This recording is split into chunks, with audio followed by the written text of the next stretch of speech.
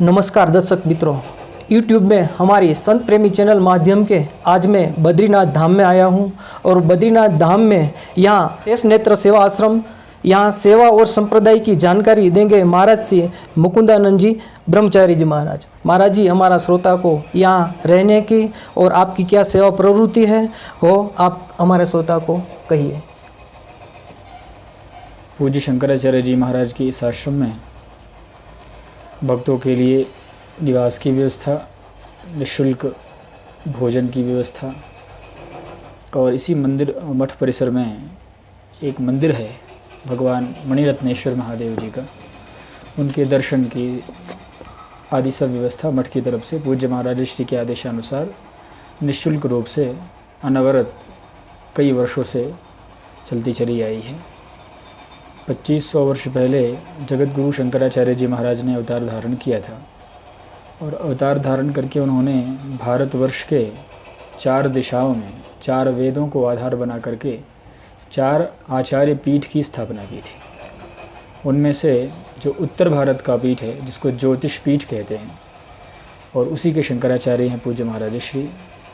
ज्योतिष पीठ के पूरे उत्तर भारत में अलग अलग स्थान पर मठ हैं। जहाँ पर आप इस समय बद्रीनाथ जी में हैं वहाँ से भी लगभग 40 किलोमीटर नीचे जोशी मठ नाम का एक कस्बा है जिसको मूल रूप से ज्योतिर्मठ नाम से जाना जाता है। वो शंकराचार्य जी का ज्योतिष पीठ ही है। वहाँ पर पूज्य शंकराचार्य जी का मूल मठ है।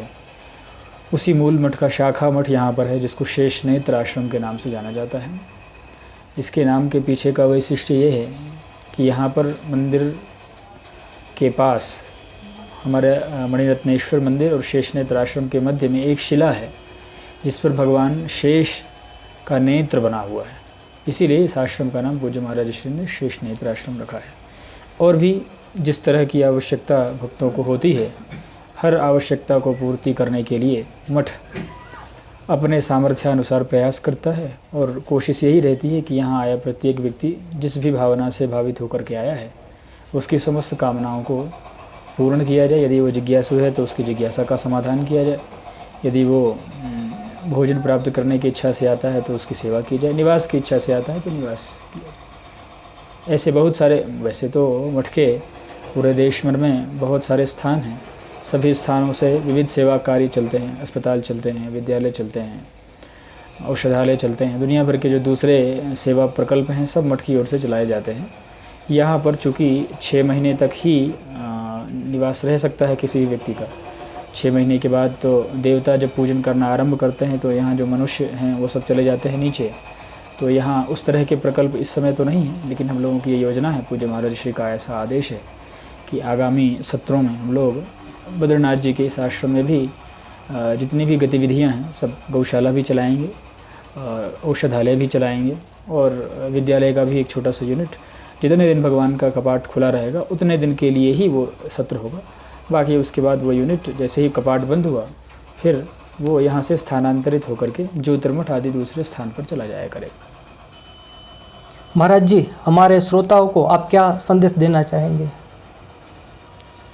सवाल ये है कि आपके श्रोता किस संदेश को ग्रहण करेंगे, वो किस विचार से प्रेरित हैं, उनके मन में किस तरह का विचार है। वो सनातन धर्म को, साधुओं को, तीर्थ को, वेद को किस दृष्टिकोण से देखते हैं। यदि वो अच्छे दृष्टिकोण से देखते हैं, भारतीय दृष्टिकोण है यदि उनका, तो निश्चित रूप से सारा संदेश उनके लिए लाभकारी होगा। जी। और संदेश केवल मात्र यही है कि आज भारत देश में सनातन धर्म की जो स्थिति है उस स्थिति को उत्तरोत्तर वृद्धि कैसे प्राप्त हो, वो कैसे आगे बढ़े, हमारी गौ कैसे संरक्षित हो, हमारी गंगा कैसे सुरक्षित हो, हमारे जो मठ और मंदिर हैं उनकी मर्यादा कैसे व्यवस्थित बनी रहे, हमारे जो मंदिर हैं उसमें समय से पूजा हो, हमारे जो वेद के संरक्षण करने वाले ब्राह्मण हैं वो अपने धर्म पर स्थिर रहें, वो तपस्या करें, वो वेद का अध्ययन करें और अध्ययन करके समाज का मार्गदर्शन जैसे सदियों से करते चले आए हैं वैसे सदियों तक आगे भी करते रहें। तो ये सब कार्य तभी संभव हो पाएगा जब सनातन धर्म का प्रत्येक व्यक्ति, प्रत्येक नागरिक अपने दायित्व को, जो धार्मिक दायित्व है उसके जीवन में, उसके प्रति सजग होगा और सजग होकर के अपने दायित्व का निर्वहन करेगा और निर्वहन करके उसमें सनातन धर्म के वृद्धि के लिए, सनातन धर्म के अभ्युत्थान के लिए हम क्या कर सकते हैं, इस पर विचार करने की आवश्यकता है। और हम जो कर सकते हैं वो हमको करना चाहिए। उसका तरीका ये है कि आप किसी जो परंपरा प्राप्त गुरु परंपरा है, ऐसे किसी सच्चे आचार्य से जुड़ करके उनके माध्यम से वेद शास्त्र को सुनिए, समझिए और अपने जीवन को व्यवस्थित बनाइए। सनातन धर्म के प्रति जो आपके दायित्व हैं उसकी पूर्ति भी करेंगे आप, और जो चरम लक्ष्य है भगवत प्राप्ति, सच्चे आचार्यों से आप जुड़े रहेंगे तो चरम लक्ष्य भगवत प्राप्ति भी आपको सहज में हो जाएगी। जैसे कोई अच्छा खेवनहार हो तो नैया पार लगाना बहुत कठिन नहीं होता है। तो किसी सच्चे गुरु का आश्रय लीजिए जो परंपरा प्राप्त हैं।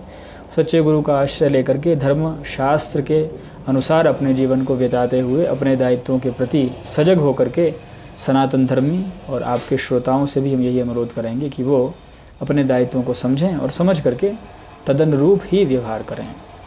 जी, तो महाराज जी, हमको ये मनुष्य चोला मिला है तो हमको ये क्या कर लेना चाहिए ये मनुष्य चोला में? मनुष्य चोला केवल इसलिए हमको मिला है, कहते हैं कि ब्रह्मा जी ने जब सृष्टि की रचना की तो 84 लाख तरह के शरीर बनाए उन्होंने।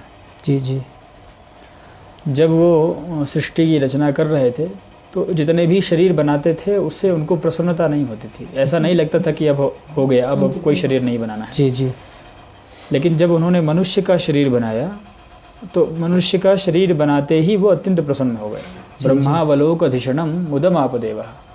मनुष्य शरीर बनाया और प्रसन्न हो गए। क्यों प्रसन्न हो गए? क्योंकि मनुष्य शरीर में ये विशेषता थी कि मनुष्य शरीर प्राप्त किया हुआ जो शरीर है, मनुष्य का शरीर जिसने प्राप्त कर लिया, उसकी विशेषता ये है कि वो ब्रह्म तत्व साक्षात्कार करने में समर्थवान था। तो ब्रह्मा जी ने जब देखा कि मनुष्य शरीर प्राप्त करके ही ब्रह्म तत्व को प्राप्त किया जा सकता है, अब किसी और शरीर की कोई आवश्यकता नहीं है, तो ब्रह्मा जी महाराज अत्यंत प्रसन्न हुए। तो हमारे जीवन का लक्ष्य निश्चित रूप से ब्रह्म साक्षात्कार ही होना चाहिए। यदि हम अपने जीवन में ब्रह्म साक्षात्कार न कर पाए तो निश्चित रूप से हमारे द्वारा किया गया सारा कार्य सब व्यर्थ हो जाएगा। यदि हम अपने द्वारा, देखिए, जिस कार्य के लिए जो चीज़ प्राप्त होती है, न्याय यही कहता है कि आप उस कार्य में ही उस चीज़ का विनियोग करें। ये शरीर भोगने के लिए प्राप्त नहीं हुआ है। जी जी। मतलब स्वयं जो हमने पूर्व जन्म में कर्म किए हैं वो तो भोगने के लिए शरीर प्राप्त हुआ ही है। जी जी। लेकिन विषय वस्तु को भोगने के लिए शरीर की प्राप्ति नहीं, शरीर की प्राप्ति ब्रह्म तत्व साक्षात्कार के लिए है। जिस परमात्मा के अंश हैं हम, उसी अंशी में जाकर के हमको मिल जाना है, इसी के लिए हमको शरीर प्राप्त हुआ है। तो मानव शरीर ब्रह्म साक्षात्कार के लिए है, धर्माचरण करने के लिए है। तो मनुष्य शरीर यदि हमको प्राप्त हुआ, उत्तम कुल में हमारा जन्म हुआ, तो जिस कारण, जैसे कहते हैं ना कि अर्थाशौच का नियम ये है, आर्थिक अपराध, कि यदि आपको संपत्ति दे दी गई कि आपको गौशाला के लिए ये संपत्ति दी गई, ये गौ सेवा करनी है, उस संपत्ति का उपयोग आपने किसी दूसरे मद में कर दिया तो उसको आर्थिक अपराध माना जाएगा कि जिस मद में जो पैसा आया है उसी मद में उसको खर्च होना चाहिए। उसी तरह से ये शरीर किस लिए मिला, जब ये चिंतन करेंगे तो आप पाएंगे कि शरीर मिला कि आप ब्रह्म साक्षात्कार इसी शरीर में कर लें। जैसे पहले के महापुरुषों ने, बड़े बड़े राजाओं ने, बड़े बड़े ऋषि महर्षियों ने किया है। तो आप ब्रह्म साक्षात्कार नहीं कर रहे हैं, बाकी दुनिया में भटक रहे हैं, तो आप अपराधी हैं। भगवान ने जो विधान बनाया है उसके अपराधी हैं। तो आप अपराधी ना बने, आपको जो काम दायित्व दिया गया है उस दायित्व की पूर्ति करें। यही है मनुष्य शरीर प्राप्ति का उद्देश्य। महाराज जी, पूरी सृष्टि का भूत वर्तमान भविष्य वेद में समाया है, तो भारत के भविष्य के बारे में आप अपना विचार रखें। वेद में तो सब कुछ है, ये बात सही है। जो पहले हो चुका, जो इस समय हो रहा है और जो होने वाला है, जी जी, ये सब वेद हमको बताते हैं। जहाँ तक भारत के भविष्य की बात आप करते हैं तो ये भारत कोई सामान्य भूभाग मात्र नहीं है जी जी, एक जगह हो, जी जी, उतना उतना ही नहीं है। जैसे दूसरे देश हैं, दूसरा स्थल है, इतना ही मात्र नहीं है। जी जी, उदाहरण के तौर पर आप समझें कि यथा कहते हैं कि जैसे हमारा शरीर है, जो पिंड है, जी जी, हम अपने शरीर को पिंड कहते हैं। और ब्रह्मांड, ये पूरा जो जगत है ये ब्रह्मांड है। वाह जी। जैसा हमारा शरीर है वैसे ब्रह्मांड भी एक शरीर है। जी जी। तो हमारे शरीर में कुछ कुछ स्थान ऐसे हैं जो अपवित्र हैं और कुछ कुछ स्थान ऐसे हैं जो परम पवित्र हैं। जी जी। कुछ स्थान ऐसे हैं जिसके स्पर्श से हमको तत्काल अशुचि हो जाती है, हमको हाथ धोना पड़ता है और शुद्धता के लिए, पवित्रता के लिए भगवान नाम संकीर्तन आदि करना पड़ता है। जी जी। और कुछ स्थान ऐसे हैं जो परम पवित्र, जैसे हमारे यहाँ कहा जाता है कि जो दाहिना कान है वो हर अवस्था में पवित्र माना जाता है। जी जी। कभी अशुद्धि हो जाए तो दाहिने कान का स्पर्श कर लेंगे तो हम शुद्ध हो जाएंगे। तो पूरे ब्रह्मांड रूपी इस शरीर में परम पवित्र स्थान यदि कोई है तो वो भारतवर्ष है। तो भारतवर्ष का भविष्य निश्चित रूप से उत्तम ही है। ये तो सृष्टि का क्रम है कि क्षय और वृद्धि होती रहती है। कोई भी चीज़ कभी कभी घट जाता है, कभी कभी बढ़ जाता है। जी जी। लेकिन कभी कोई घट जाए, कोई बढ़ जाए, इतने मात्र से वो चीज़ समाप्त हो जाएगी, ये नहीं कहा जा सकता है। ये सनातन धर्म है। सनातन धर्म का मतलब त्रिकाला बाधित, माने प्राचीन काल में, वर्तमान में, आने वाले समय में कभी भी इसकी सत्ता समाप्त नहीं होने वाली, ऐसा धर्म है। तो सनातन धर्म का भविष्य निश्चित रूप से उत्तम है। संस्कृत का भविष्य निश्चित रूप से उत्तम है। हमारे तीर्थों का भी भविष्य बहुत उत्तम है। लेकिन ये सब चीज़ें तब सार्थक हो पाएंगी जब हम अपने दायित्व के प्रति सजग होंगे। जो हमारे 3 ऋण हैं, कहते हैं कि प्रत्येक मनुष्य के ऊपर 3 ऋण हैं, देव ऋण, ऋषि ऋण और पितृ ऋण। तो हम तीनों ऋण हमारे पूर्वज उतारते थे। परिणाम हमारा पर्यावरण शुद्ध था, हमारी संस्कृति शुद्ध थी, हमारे वेद शास्त्र शुद्ध थे और हमारे घर में जो बच्चे होते थे वो भी शुद्ध परंपरागत तरीके से होते थे। अब हमको अपनी परंपराओं की तरफ लौटना चाहिए। यदि हम नहीं लौटेंगे तब तो हमारा भविष्य बहुत अच्छा नहीं होगा। यदि हम अपनी परंपराओं की तरफ लौट जाएं, जो हमारा मूल है, हमको कहीं भटकने की कोई आवश्यकता नहीं है। हम तो एतद्देश प्रसूतस्य सकाशादग्रजन्मनः स्वं स्वं चरित्रम शिक्षेरन पृथिव्याः सर्वमानवाः। मनुस्मृति में भगवान मनु कहते हैं कि इस देश में उत्पन्न हुआ प्रत्येक व्यक्ति, उसका चरित्र ऐसा है कि वो अपने चरित्र से पूरे संसार को शिक्षा दे सकता है।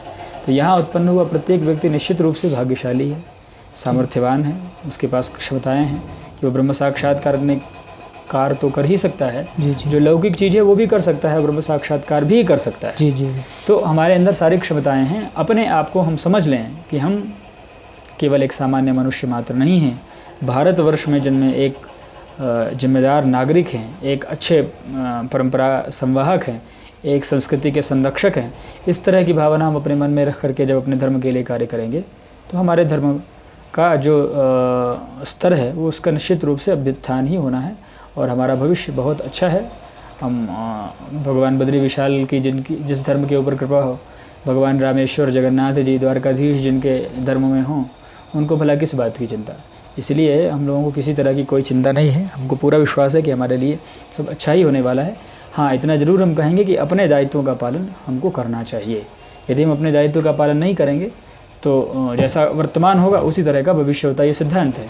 तो यदि हम अपने दायित्व का अच्छे से पालन करते हैं तो निश्चित रूप से हमारा भविष्य अच्छा होगा। देश का, धर्म का भविष्य तो अच्छा है, ये उसमें कोई समस्या नहीं। व्यक्तिगत स्तर पर यदि हम बात करें तो हमारे दायित्व का पालन यदि हम सही से करते हैं तो हमारा भी कल्याण निश्चित होना ही है।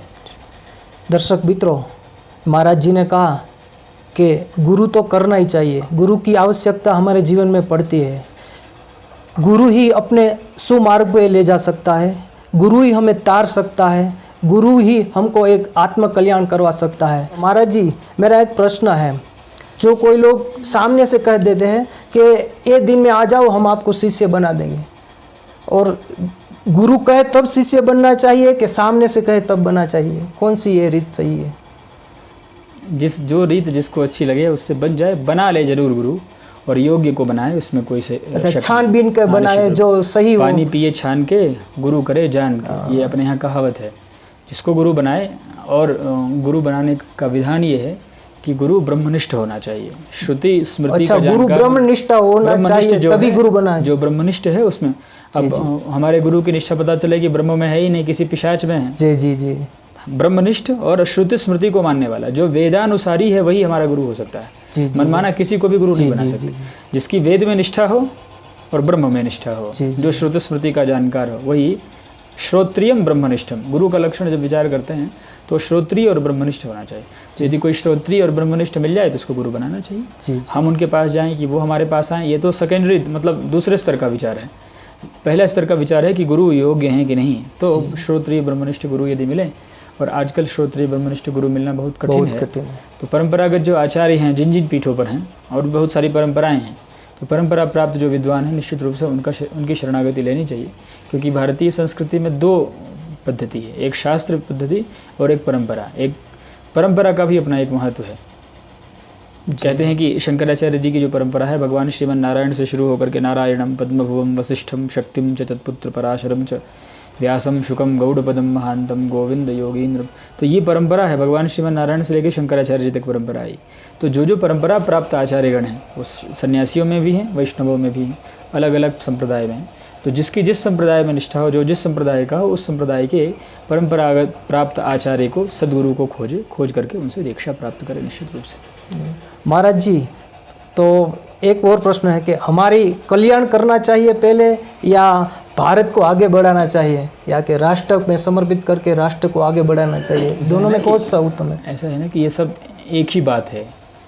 हम जब अपना कल्याण करेंगे तभी तो राष्ट्र आगे बढ़ेगा। जी जी जी। राष्ट्र के कल्याण की बात करें और हम अपने आप को किसी धर्म में और नियम में रखें ही ना, हम खुद ही हम अपना अकल्याण कर लें तो नहीं हो सकता। जी जी। राष्ट्र आगे तब बढ़ता है, वो राष्ट्र आगे बढ़ता है जिसके प्रत्येक व्यक्ति का उत्थान हुआ है वो जीवन में। हमारा राष्ट्र आगे तब बढ़ेगा, केवल बोलने से नहीं बढ़ेगा। जी जी जी। हम अपना उत्थान जिस दिन कर लेंगे उस दिन हमारे राष्ट्र का उत्थान हमारे कारण हो जाएगा। जी जी। तो राष्ट्र के उत्थान के लिए, देश के उत्थान के लिए, धर्म के, कुल के, गांव के, अपने समाज के, सबके उत्थान के लिए सबसे पहले हमारा स्वयं का उत्थान होना आवश्यक है। जी जी। तो व्यक्ति को अपने उत्थान का प्रयास करना चाहिए। जी जी। अपने उत्थान का प्रयास करके जब बढ़ेगा वो, और जो अपना उत्थान का प्रयास करेगा, जब उसके के विचार का स्तर धीरे धीरे बढ़ जाएगा तो पूरा राष्ट्र ही तो उसका खुद का है। जी जी जी। अभी हम केवल एक यूनिट, केवल इतना ही नहीं है हमारा, आप भी तो हमारे हो, ये भी तो हमारे हैं। तो जब ये भावना हमारी विकसित हो जाएगी, उस स्तर पर हम पहुंच जाएंगे तो सबके उत्थान की बात हम करना शुरू करेंगे। सबका उत्थान होगा, लेकिन आरंभ यदि करने की बात है तो अपने से करना होगा कि भाई हम अपना उत्थान पहले कर लें, फिर उसके बाद। तो अपना उत्थान यदि हम करते हैं, हमारा उत्थान ही सच्चा राष्ट्र उत्थान है। प्रत्येक व्यक्ति ये निश्चय कर ले कि हम अपना उत्थान करेंगे, हम सही बनेंगे, हम समय से उठेंगे, हम समय से सोएंगे, हम शाकाहारी होंगे, हम मदिरापान नहीं करेंगे, हम ये नहीं करेंगे, हम जो धर्म मार्ग है उस पर चलेंगे, अधर्म मार्ग को छोड़ेंगे। प्रत्येक व्यक्ति ऐसा कर ले तो उस राष्ट्र का तो उत्थान ही है। जी जी। तो राष्ट्र के उत्थान के लिए सर्वप्रथम अपना उत्थान आवश्यक है। व्यक्ति को अपने उत्थान के लिए प्रयास करना चाहिए, प्रत्येक व्यक्ति को। प्रत्येक व्यक्ति करने लग जाएगा, राष्ट्र का, देश का, समाज का, सबका उत्थान हो ही जाएगा। महाराज जी, हमारी संत प्रेमी चैनल में आप जुड़े, इसके लिए आपको धन्यवाद, प्रणाम, वंदन।